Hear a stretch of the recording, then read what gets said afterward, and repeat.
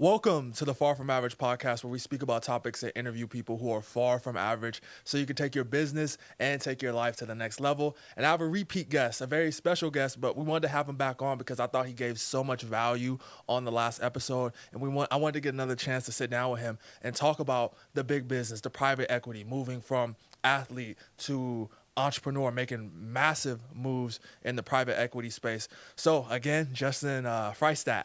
You nailed it. Perfect. It's great to have you back on the show, man. Yeah, it's great to be here. It should be fun. Yeah, absolutely. We talked a lot about sports, entrepreneurship. I wanted to talk a little bit more about your career as a hockey player. I feel like we kind of skimmed over it last episode. We didn't get really too into detail on it. I want to know, how did you get involved in hockey? How did you decide that was something that you truly wanted to pursue? Yeah, I started at a really young age. So I like a lot of athletes. You play a lot of different sports when you're a kid.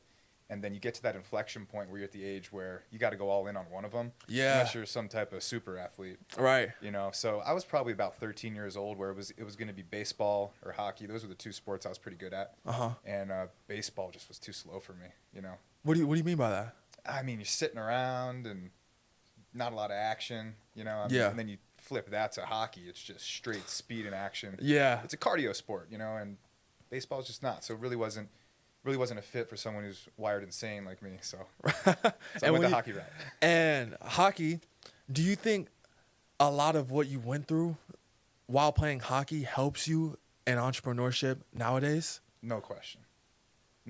I mean, being in that arena where it's cutthroat, the guys are just ruthless, you know, trying to take your head off, not just physically, but, you know, mentally with trash talk, all that stuff. I mean, you start to develop a different level of thick skin in competitive sports like that. Did you start with that level of thick skin, or how long did it take you to forge being that kind of person? Man, it took a long time.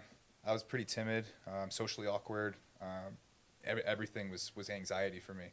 So playing hockey, I mean, I trained like crazy by myself. I was very introverted, and that's why I got pretty good, was because I just spent a lot of time training by myself.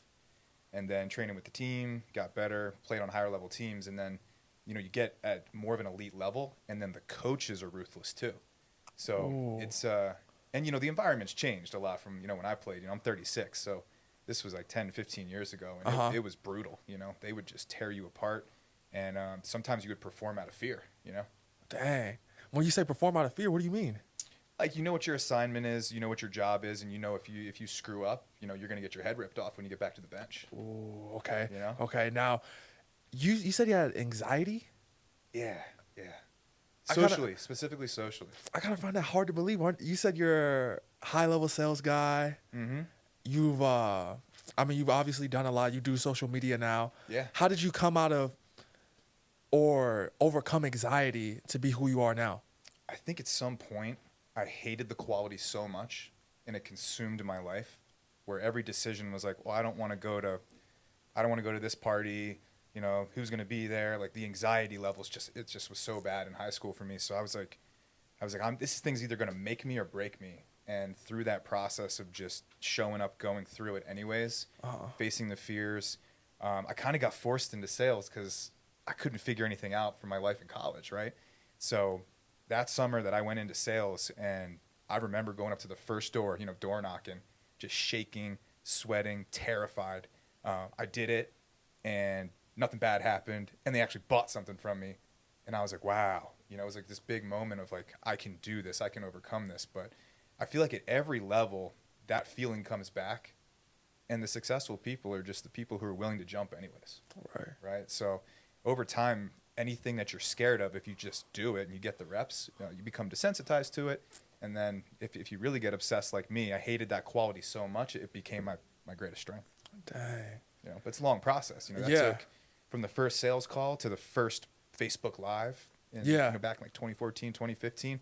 I mean, that was one of the scariest moments ever, going live on Facebook for me. Really? Right? And then you fast forward, and now it's the first time you get on a stage and speak to people. It's the first time.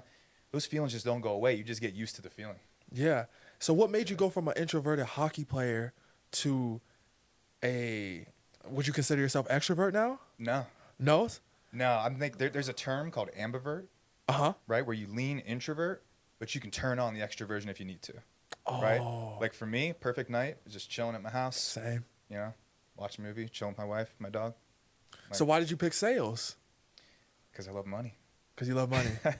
Yeah, and I just had this burning desire to be successful, and like this chip on my shoulder of, especially with college. Like college, if you don't fit that mold, you kind of feel like something's wrong with you, right? Yeah. And I just couldn't figure it out, and I felt like I was a total failure. Everyone's getting good grades, everyone's going and getting their jobs. I'm there for 5+ years before I drop out, you know, and I was just looking for something that could save my life, and sales was that. The first time you get a commission check in a week that's more than all your friends are making who just got degrees, that's an empowering feeling. And I was just like, this is it, I'm all in. So was when you got the first commission check, was that when you flipped the switch and you were like, I'm gonna go all in on this, or was it a different point? Yeah, I mean, I felt like I didn't really have a choice, you know? Mm-hmm. It was like back against the wall, no money, perform or be homeless, or like there's a lot of pride, right? I don't want to fall back on my parents, or some people don't even have that fallback. So Right. I just took that mentality of burn the ships. There's no other option. Go all in, and then the personal development stuff is really what took it to the next level. Yeah. Figuring out how to train your mind. I mean, that's all it is. Like when you're scared, you just don't have control of your mind. It's the croc brain taking over. So I just read deeply about the neuroscience. How does the brain work? Why do I feel this way? Like, why do these triggers happen? And start to figure yourself out. Yeah. And through that process of doing deep work, like people don't want to do the deep work because you got to get vulnerable with yourself. You got to get honest about who you actually are, Yeah. where your shortcomings are, where your skill sets are. Some things you're going to have to accept that you're just never going to be good at. And you got to be okay with that. Outsource those things, figure out where your skill sets are, double down on all that. But that's a process that you got to go through. Yeah. Have you you know Robert Ory, the NBA player? No. So he was this NBA player who he made a lot of clutch shots. Like they say he saved a lot of Kobe's championships by making clutch shots at the end of the games. And I think he had this quote where it's like, pressure creates diamonds, but it also busts pipes. Yeah. In your instance, the pressure made you a diamond. How did you deal with the pressure of, like you said, back against the wall, no money, this is it? How did you deal with it and become a diamond out of that situation as opposed to folding? Yeah, it's interesting, right? Because back to sports, right? I remembered mentally, like in hockey, the most pressure you can have as a forward is a penalty shot. Uh-huh. Right? It's just everybody's back on the bench. It's just you and the goalie, and it's all mental at that point, right? We all got the skills to make it happen. You've done it a million times in practice. And what I learned is the way I talked to myself in that moment was the difference of how I performed, right? So I'd be up there because there's like a good 10, 15 seconds you're waiting for it to happen, and like you can get in your head, like, oh, don't screw this up. Which move do I want to do? You can get into this feedback loop of negativity, and you're going to screw it up every time, right? So you got to like forcefully mentally be like, I already scored, and I'm living the celebration of scoring the whole way down, not focusing too much about what I'm gonna do. I was thinking about the fact that I already won, and then that's when like I would score. And the times where I'd get in my head, be like, which move? What's the goalie gonna think? Blah blah blah. And then you think too much and you screw it up. It's the same way in sales. Yeah. Everything else. When you show up to the moment, you should have already done the preparation and the work. You shouldn't have to think about it. You should just show up and perform. And what was the preparation and work as you progressed in your sales career? What did you do to get better over time? Was it just taking massive action, or did you take courses, programs, books? What was that like? All of it, right? And then I think it's good to read the sales books, to know the psychology, to learn the tactics. Sales tactics, people see them coming from a mile away, right? And what I learned was that the greatest salespeople are the people who just know their product better than everybody else. You can speak from a point of that they know it's authentic. Like that frequency of authenticity is the most important thing in a sale. It's not the product. It's not any of that other stuff. It's not the money. That person is just buying you. They're gauging your authenticity. And if you're authentic and they trust you, that means the product's probably going to work for them too.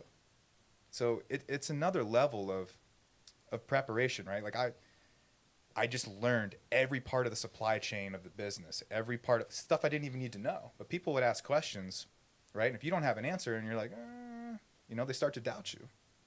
So I would focus, if you're in sales, I would focus less on learning how to ask for the close. Like, be so good at your product and presentation that you never even have to ask, and it just closes. Okay. And what are some other sales tips for somebody that's just getting involved in sales? They're in a similar situation as you were, back against the wall. They're trying to figure out how they can make their next 1,000, 5,000 so they can survive. What are some sales tips that you have for those people? Getting the reps. There's no substitution for frequency, right? Like, I'll take a guy who's terrible at closing, a 50% closer, that's willing to go on 100 more appointments than the guy who closes 90%, right? It's about frequency, not caring if they say no, and just keep going, keep dialing, Smiling and dialing. All that stuff, yeah. I mean, the guy who wins, that was my strategy. I was looking at the top sales guys at the company when I started, and I'm like, okay, how many appointments do they do a week? How many days a week do they work? I wasn't focused on being better than them. I was focusing on showing up more than them. Showing up more. And then eventually you'll start to forge those skills in order to sell more. Your close rate will eventually go up. You got to be willing to suck in the beginning. I mean, nobody's great at anything when you first start. Why do you think people aren't willing to suck? Because it's not fun. Ego, all those kinds of things. And then people settle for, the salary or whatever. I mean, that's great for some people, but I see a lot of people stuck in that mode and they're antsy, right? They want more, but they're not willing to go out and fail forward. It's too comfortable, right? So you got to be willing to, at every level, get uncomfortable again. There's no substitute for that. Why do some people like yourself feel so maybe at ease being uncomfortable, and other people just have such a hard time with it? I don't think I'm at ease with it at all. Okay. That anxiety's there. Okay. Every time, right? Like, if it's a networking event, people at my level, it's a different level of anxiety of everybody in the room's at a higher level than me. Like, that feeling of being in an uncomfortable situation, it never goes away. You're just willing to do it. You recognize the feeling and you do it anyways. Because it's just you. You're the only one feeling it. So I think understanding that psychology piece is really important. Like, there's a great book called Change Your Habits, Change Your Life by Tom Corley. Goes into all the neuroscience about how we end up with these bad habits and these negative feedback loops, and we start to convince ourselves of things that are just not true. Dang. Yeah. So our minds are like working against us. Well, yeah, it's like anything, right? If you're not working on your mind, it's working against you. It's like any other muscle, right? If you don't train it, it's going to atrophy. Yeah. It's like, if you don't have a plan for your money, someone's going to find a plan for it, and it's going to go to a bad place. Dang. This is all the same things, right? So once you start to understand this, it's like, you don't get to take days off training in the gym if you want to look good. You don't get to take days off training your mind if you want to be sharp. It's all the same thing. And when you say training your mind, what kind of stuff are you doing to make sure you're mentally sharp? It's been different things at different times, right? So in the beginning, it's tons of books, tons of podcasts. And you're going to get to a point where you can only get so much out of books. They get repetitive. Everybody, success and all this stuff, it's all the same information. It's just repeated differently through different people. You're going to vibe with different concepts, books. And then you got to be able to audit where you are. Like, I got to a point where I needed some type of reset, right? This was probably a year and a half ago. And I was like, you know what? Have you ever heard of 75 hard? Yeah. I was like, I need to do 75 hard, right? And the reason why I did it going in was like, I got this like habit where having a glass of wine with dinner, right? It's not like you're getting hammered every night, but like for some reason I was drinking like a little bit every day, and I was like bothered by it, I'm like, why do I have this negative habit? I needed to prove to myself that I could break it. So 75 hard, right? You got to go 75 days, no alcohol. You got to do a diet, no cheat meals, 2 45-minute workouts a day. One of them's got to be outside. And if you miss one piece of the challenge, you got to start over. So for me, it was like, okay, get real with yourself. You think you're disciplined? Go and prove it, right? So I needed to do that for myself. Even though I'm already, like, if you look at society, everybody's like, oh, you're in the 99th percentile discipline. Right. So what? What does that have to do with me against my potential? Oh, you against your potential. How many times did it take you to complete the 75 hard? Did you do it? First time. You did it first time? Yeah. And that's something about, like, people with self-doubt. If you cheat on yourself, like, that's going to be deep in here. Like, no one, I don't even know how to describe it, but you need to know that when you say you're going to do something, you got to be able to trust yourself. It's not the person you said it to. It's not letting down other people. You got to be unwilling to let yourself down. So when I make a decision, it's not everybody else is going to know too, but I need to know that it's going to get done. Dang. So you're able to do it the first time. I know a lot of people who have tried 75 hard. I'm going to do it. And it takes them like 3-4 times, maybe. Yeah. So how does somebody develop that trust or that contract with themselves to stay true to their word? Yeah. It's, there were several times, like I wanted to do 75 hard for a year and I kept putting it off because I know that if I commit to it and fail, it's bad. Like it's bad for me internally, right? It's like I lied to myself. Dang. So being truthful with what you can do, like I would rather someone tell me like, hey, I'm not going to do it. I'm not ready, blah, blah, blah. But don't tell me you're going to do it and then crap out. Like that's just you got to be someone that people can trust that when you say you're going to do something, it's going to get done. Uh-huh. So I'm just honest with myself. I'll be the first one to tell you, like, one of my buddies the other day is like, hey, I'm going to do this challenge. You want to do it with me? And I'm like, it's just not that season in my life. I'm okay with saying no. And I'm not lying to myself. Yeah. I'm true to like what I'm actually going to do. And that's just, if you can't trust yourself, it's over. Yeah. Why do you think people prop themselves up and lie to themselves so often and say they're going to do this, this, and that and never end up doing it? It's a really tough dynamic. I think it's different for everybody. Some people like the idea of it. Well, I'm going to go try, right? And those are the same people that quit when it gets hard. Like going in, you got to be like, I don't care what happens. I don't care how hard it is. It's going to get done. And then you're going to have real tough moments where you're going to go back to that. Like there were days in 75 hard where, you know, I was working several businesses, 12 hours a day. It's coming up on midnight. I had already got up at 3 a.m. to do the first workout. There was no time. I got like an hour left at 11 o'clock. I'm exhausted. I'm like, well, are you who you say you are? Went and did it anyways, right? There were days where like 2 hours of sleep, but it was like, and I would always think to myself, like David Goggins, like Navy SEALs. I'm like, this isn't that hard, man. Like in those hardest moments, I'd be like, it's actually not that hard. You just think it is because you've never been through any real shit like that. So that was able to help you. Did that help you reestablish your contracts with yourself, those kind of challenges? Did you do other small challenges along the way? Do you do things or certain rituals each day to make sure you're keeping that contract with yourself? Yeah. I mean, it's for the diet things is the hardest thing. It really is. Especially when you're traveling and all that stuff. So I try to keep that 80-20 balance. Like, I think there's a balance, right? You don't want to be a total machine where like you don't enjoy your life at all. But it's like, for me, Monday through Friday, meal prep, it's going to be macros. We're going to stay in a lane unless there's an event or something, you know, maybe a couple dinners. But like breakfast, lunch, the main meals, always going to be prepped, you know? And then, you know, if it's a weekend, whatever, you might have a blow it out day. But it's like I'm committed to the blow it out day. I'm committed to the fun the same way I'm committed to the hard stuff. Okay. Right? I think that's really important. Like how you do anything is how you do everything. This doesn't mean you can't have fun.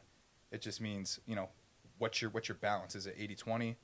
I like to be like 90-10, 90% great decisions, 10% let's have some fun and do some stupid stuff. You know? Yeah. Okay. Yeah, I like the 90-10 because that makes sense.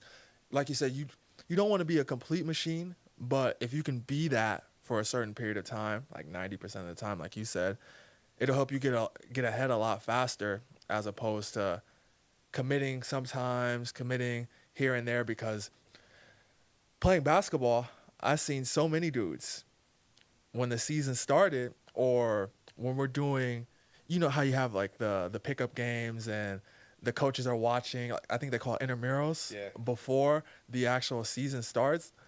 Everyone's so hyped up, staying after, getting up extra shots. And I was always that guy that was coming early, staying late to get up extra shots. Months go by. You start with 20 people. Now there's 10. Now there's 5. Now it's just you. Yeah. And you end up working out, like you said, by yourself. Now, after you kind of shift your career from, and not NHL, you played in the No, I played juniors and then went and played college. college.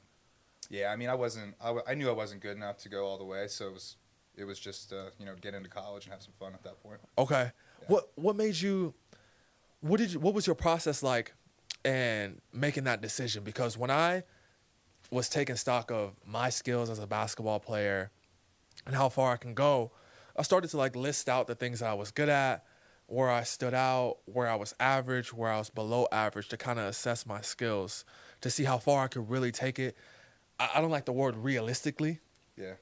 but realistically, how far I can take this, because this is something that's mostly based on like your natural talents, Mm-hmm. sports. Like you can work hard, obviously, and gain an edge, but it does have a lot to do with, how tall you are, your frame, your natural athleticism. These are things that we can't avoid. We can't just hard work ourselves to an extra 3 inches. Like if I was 6'8", no amount of hard work is gonna make me 6'8". But what was your process like in coming to that conclusion? Yeah, I think this is the same thing in business and everything, is just the self-awareness, right? You got to be auditing everything at all times. Like I would audit how hard I would work versus other guys and then see where we land, right? And there were just certain guys who could work half as hard as me, and they were just better, bigger, stronger, faster, all those genetic stuff. When they say like, and I do believe this to a degree, obsession beats talent every time, to a degree. Like if you're close, Yeah. obsession's going to beat the talent. But to your point, it's like, for me, I was 6 foot and like 140 pounds. I was skinny, right? Cardio sport, I couldn't put on any muscle. I could shoot the puck 95 miles an hour, but that doesn't get you into the NHL. You got to be able to battle on the boards. You got to be able to, physically battle. That's most of the sport, is the battling in the trenches. It's not the finesse of just shooting the puck in the net. you know? Yeah. So yeah, I mean, there were guys that were younger than me, further along than me, and it's just getting into the league, any of these leagues it's like a fraction of a percent of the population. It's like winning the lottery. Yeah. It really is that hard. So yeah, I mean, there was a 14-year-old who was 6'6" playing on my team in juniors. It's 21 and under. He's 14. Whoa. Right? He played in the NHL. It was very obvious he was going, And I was 19 at the time. Yeah. He was better than me. Yeah. So like I'm auditing all that stuff. I'm like, I can't work any harder. Yeah. And at least I knew that. I gave it everything I had. Yeah, for sure. So- I remember it was my senior year, and we were playing against this dude. He's in the NBA now. His name's Jaden Hardy, and he was a freshman. So I'm like 17 or 18 at the time. This kid's 14. Yeah. He goes for 48 points against us. 48. They lost. But out of the 48 points, I mean, out of like the 50 points that they had, he had like 48 of them. I was like, this kid is different. Like, I'm not sure. He's 14, 6'6", and can shoot it from half court. Yeah, you know it when you see it. You know it when you see it. Yeah. So, what made you jump from being just a salesperson to then getting into the private equity stuff? So that's a long journey. So when I went into sales, I was doing door-to-door, selling organic food.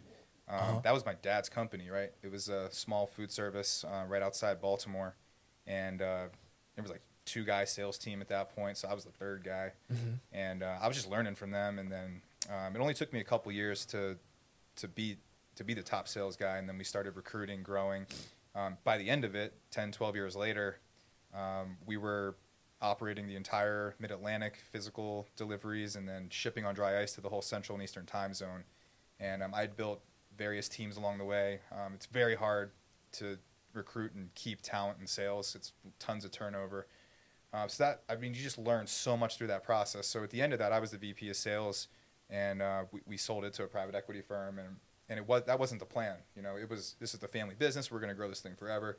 And then the pandemic happened. It just blew the company up. I mean, we were in the delivery space, and nobody wanted to go to the grocery store, or they couldn't, literally, stay at home. Yeah. And our business just exploded.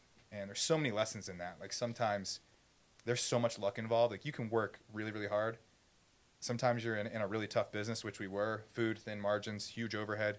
Very difficult business. And the pandemic saved us. It really did. It blew the company up over $10 million in annual sales. And we just saw the window to sell it. And I was talking to my dad about it. I was like, look, I don't think, it was big thing for me, right? This is supposed to be like, I'm supposed to take this thing over, right? But I thought the best business decision was for us to sell. So that's what we did. And overnight, my entire life changed, right? Here I am. I think I'm going to run this business forever. Mm-hmm. Now it's like we're getting rid of it, right? So I went on and this is the biggest lesson ever, because what I learned is that I don't want to say wasted, but I squandered 10 years of my life staying in my business, not thinking I needed to network, meet other people, go out into the mastermind space, all this stuff. It was like, who goes to events? I was like, oh, this is like some snake oil crap. Like, people just sell stuff on stages, so I never bought into it, right? And through that process, I was like, okay, well, I got to go out there. I got to figure out what's going on in the business world. I got to meet some people, figure out my next move. So I just went on a rampage. I spent 6 figures going to high-end masterminds, events, buying the highest level tickets so I could be in those, in the proximity of people doing big things. And that's how I met Cody Kearns. And he was launching a hedge fund, and I was the first investor. I put my money up before we even launched the fund, and I knew he was the guy that I wanted to partner with. Mm-hmm. So, and this is something just about the food chain. Like, you got, again, auditing where you are, self-awareness. When you're below someone in the food chain and you want to work with them, you don't ask them for a job. You bring them value. You don't ask for anything, right? So I just went out and started raising capital for him. Dang. First month, I'm like, here's $100,000 from this guy. Here's another $100,000 from this guy. He goes, dude, do you want to come work with me? Like, do you want to build this thing with me? I said, you know what? Absolutely. That was the plan the whole time. Right. So, I mean, that's how it goes, right? Like, high level people, they do high level things. I didn't ask for a guarantee. I didn't ask for any money. I just went out and did it for them for free. Yeah. And now we're making, we're on pace to do the first year at the hedge fund, like 60 million. 60 million. Year one. In year one. Year one. Explain to them what the hedge fund is. Yeah. So hedge funds are we're a 506c, which means we only work with accredited investors. Look up the SEC accredited investor guidelines, but basically it's a very small portion of the population that qualifies by income or net worth to invest in private placement products. Right. While we were building that food business, other than health and wellness, organic food, all this stuff, I was obsessed with investing. I mean, I probably read more books about investing, private equity, real estate than I did sales and marketing and all. I always wanted to be in that space. So that's why when I met Cody, I was like, this is it. Startup, hedge fund, perfect, right? So yeah, I mean, what we do, we have several different funds and SPVs. SPVs are special purpose vehicles. In other words, it invests in one thing, one company. We raise the money for it, and then it's closed, right? So that's the private equity side, which is really exciting because Cody is building massive relationships. Like, he got us as an LP of the Innovation X Fund at Forte Capital Group.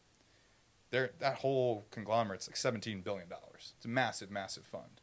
And Innovation X is over $1 billion. So for us to be limited partners with them, that means we get access to what the $1 billion funds have, and then we raise capital from accredited investors on a smaller scale, and then we pull it together and go in with them. So on the deal we just did, a company called Flexport, $6 billion in revenue this year. They're in 116 countries. Several private equity firms that you've heard of, like SoftBank, Andreessen Horowitz, each put billions of dollars into this company. And we were able to, through Innovation X, get some $50 million of shares off of a distressed fund that needed to liquidate. So we bought those shares at just beneath $8, and they're probably worth 20 to 30. Right? So we're basically buying that company at one-time sales, pre-IPO. It's going to go public in the next 12 to 24 months. IPO being? Initial public offering. Okay, so it's going to be, offered on New York Stock Exchange, NASDAQ, and the public markets pay 4.5 times sales, and we just bought the company at 1-time sales. How do you lose? So you bought it. So when you buy it private equity, you get it at a better rate. Yeah. So So Innovation X was pre-IPO on Uber, Lyft, Spotify, Airbnb, right? So let's say this company Flexport goes public at $30. On IPO day, the public market's buying it at $30. We just bought it at $7.87. Right? So the closer you get to the inside, the bigger the returns will be. Okay. Everything on the public market is a derivative of the real investment where everybody made the money already. Okay.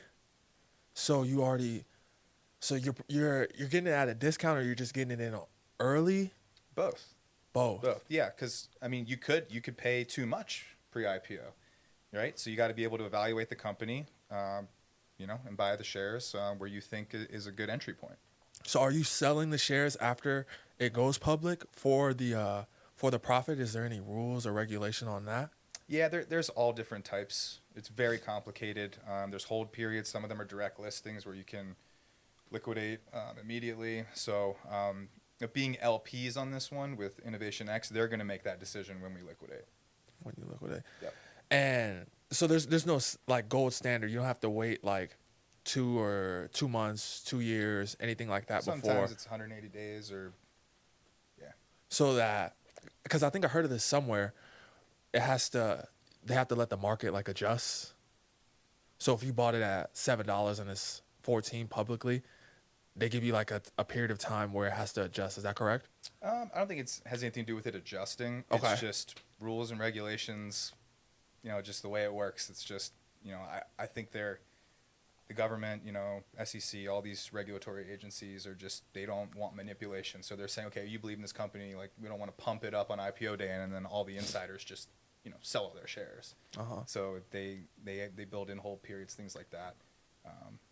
Just to keep the stock stable. Okay. I would assume. Yeah. How does somebody get involved in this? It's so networked, right? So the interesting thing that people need to understand about these big private equities, they don't need money, right? They don't need it. Right. You're talking about 6 billion. Yeah. In Innovation X, All kind of big numbers. They can raise $100-500 million in 30 days if they want to. Right. So like this Flexport deal, they already had the money raised on day one. They give the allocations to the people that they like, that they have good relationships with. That's what this game is. At that level, it's all relationships. Everybody's got money up there. It's all relationships. How do you build a relationship? And it's different for every situation, but it's who you are, your track record, and just, are you easy to do business with? Are you efficient? Like for me, when we're raising capital, if somebody's difficult to deal with in the capital raising process, like they're being difficult, like if you take my money, blah, blah, blah, it's like, well, actually, it's not a good fit. I only want to raise capital from people who are fun to do business with. We got options here, right? I'm not desperate for your money. And that's, anybody who's really desperate to raise capital, either, they're really, really early in the game, or it might not be a great investment. It might not be a great investment. Yeah, because great deals, money always finds great deals. Yeah. Money always finds great deals. Man, that's a lot. Yeah. That's a lot getting into the private equity space. So I know you mentioned you spoke to or went to a lot of the networking events, the masterminds. Would that be the best way to kind of find and navigate your way through this? I think it's the biggest shortcut to success there is. There's no question, right? I think people get really hung up on books, podcasts. You can get great information, but it doesn't put you in the room with that person who's giving you the information, right? How are you going to do business with somebody if you're reading their book? You can't. Right. So, yeah, I mean, and it's scary at first, don't get me wrong. It's like $5,000 to sit in the front row at this event, and I don't even know if I'm going to get anything out of it. So you got to have blind faith. Like that's one thing about people that are at the next level I've learned is that they have no expectations up front. They don't hold on to money. They don't hoard it. They're willing to put it out in the universe and then let it come back. And that free flow of money, information is really how you grow, right? Same thing with the relationships. Like I show up to these events, shaking hands, talking to people, whether they're general admission or they're on the stage. I want to meet everybody. You just don't know what's going to happen. I mean, I started going to these events last year. I got pretty obsessed with it because the results were crazy. I mean, I was meeting people that were putting me on their YouTube shows, and then we'd raise $2 million the week after just from being on the show. Like if I didn't go to the event, and he was like, "Hey, you're hedge fund guy? Yeah, come on my podcast, right?" Or, "Hey, we're doing this mastermind here, and there's going to be these guys there. Come on, right?" And then you're there, and you're networking, and sometimes they've got deals. Like I've found tons of deals that I've invested in that I would have never found out if I wasn't at any of these events. Because 506Cs, hedge funds, we've got a lot of regulation. We're not allowed to advertise. You're not going to see a Facebook ad, "Hey, invest in my hedge fund." Right? It's all networked. It's all network. Yeah. What is the average day working in a private equity business look like? What does the work entail? It's different for everybody, Uh-huh. right? So I'm the president of sales, managing partner. So for me, it's just how do we drive revenue, right? Raise capital.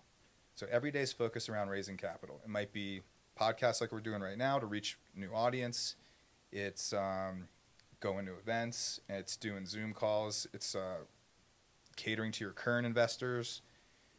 It's a lot of stuff like that. But the day to day, I'll be very transparent. It's funny how this works. That food business that we were growing was like 10 times harder than this, 10 times more work. Really? And that's how I've noticed that's how it goes, right? Because if you think about it, in the money business, there's no physical product, Right. right? The overhead's very low, so the margins are huge. You can make a lot more money with a lot less effort with a higher ticket, right? Like we were selling $3,000 to $5,000 packages at Heartland Foods.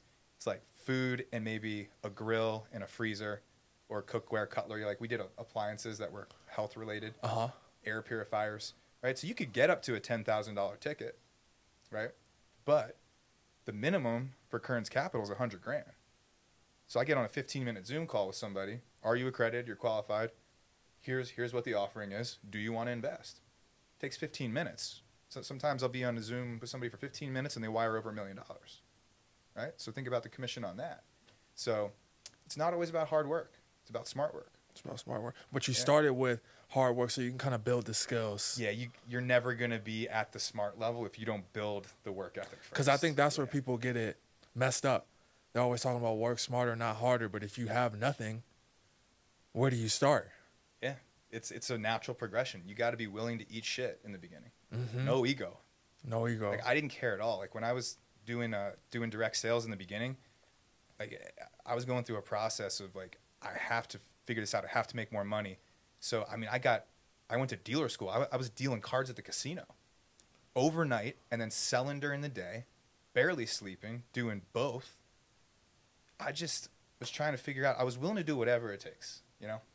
And that's just what's missing. Everybody puts stipulations on like, oh, well, I'll try this for 2 months. If it doesn't work, I'll try something else. Like, why are you putting an expiration date on your goals? What are you doing?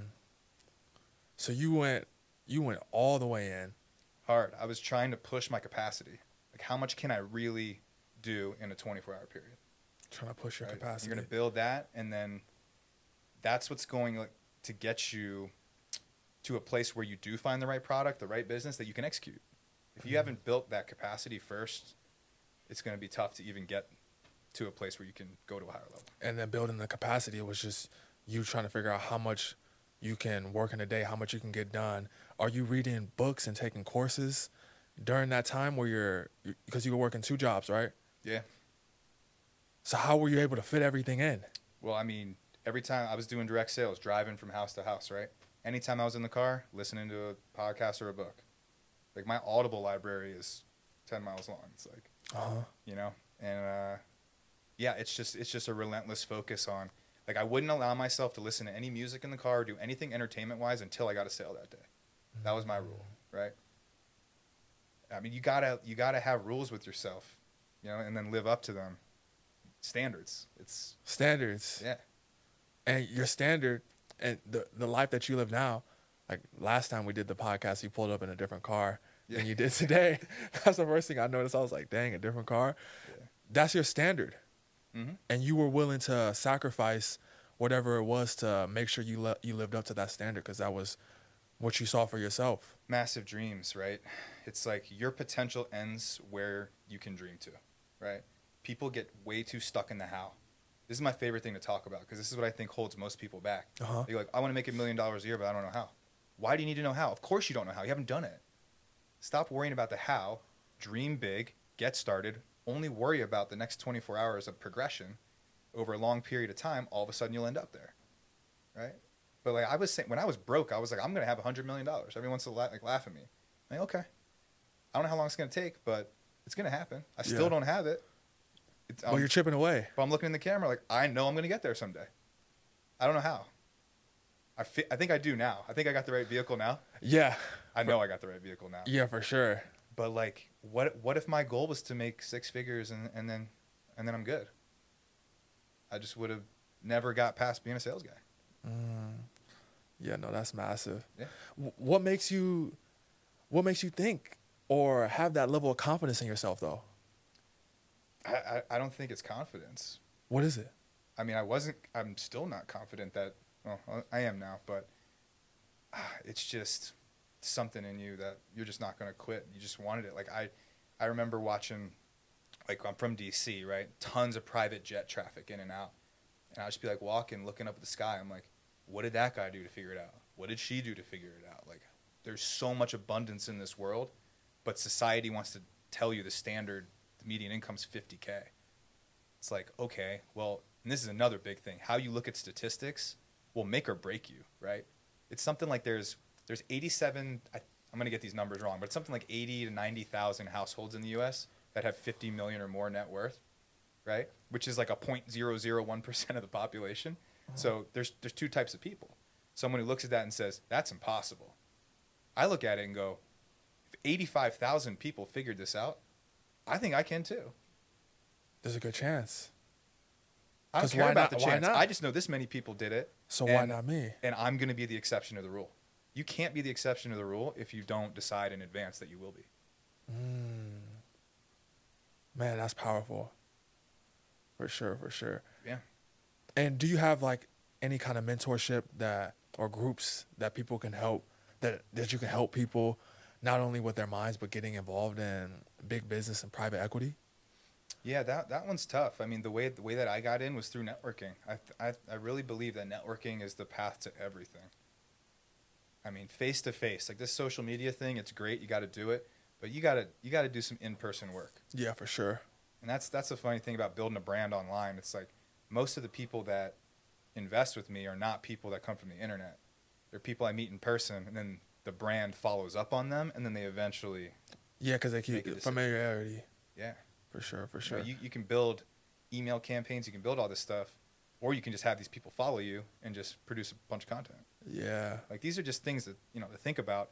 You got to do all of it, right? You can't just quit on one piece of the process, and that's what I think happens to a lot of people is there's like 1% wrong that holds you back your entire life. Right. You got to figure out what that 1% is that's holding you back. Which is usually the thing you don't want to do or you don't want to work on. And that's the Achilles heel. If you can solve that 1%, you know, for me, it was getting over going to masterminds, getting over it, being able to not think that $5,000 is a lot of money, Yeah. right? A $5,000 gamble on a one-day event, man, that the first time you do that, that's a really tough hurdle in your brain. Yeah. You know, especially like I'm looking at my wife, I'm like, I'm gonna go spend $15,000 on this, right? And she's so supportive, right? And she could tell I'm nervous. Like I'm like white in the face. First time I ever did it, she's like, do it. Like, what's gonna happen? Okay, we lose $15,000, and that's like you can always make more money, but you can't miss out on opportunities because you're not willing to spend the money that you have. Yeah. And what's funny about the mind is when we don't have a lot of money, we try to protect it. Right. It's the opposite. You don't have any, you got nothing to lose. Go all in with it. Right. For the longest time, I was like that. Like, I finally got $5,000 in the bank account. Finally got 15. I got 50. And then you're hoarding it. You're like so scared to part ways with it when really you need to go spend all of it so that you can go double your income. Spend all of it again, double your income, right? And then you get to a level where you've got a bunch of money, and then you take smaller risks with larger amounts of money. But in the beginning, you're going to have to risk it all several times if you really want to play, you know, at a high level. Yeah, absolutely. Man, I think this is a banger. This is better than our last one. I think so. Yeah, this is definitely better than our last one. Where can everyone find you on social media? Yeah, so it's at Justin Freistadt. Kearns Capital is the hedge fund. Website is toptierhuman.com and kearns.capital. Yeah, I'm gonna be sure to include all this stuff in the description and wherever you're watching this down below. And that's gonna be it for this episode, guys. I'll see you on the next one. Peace.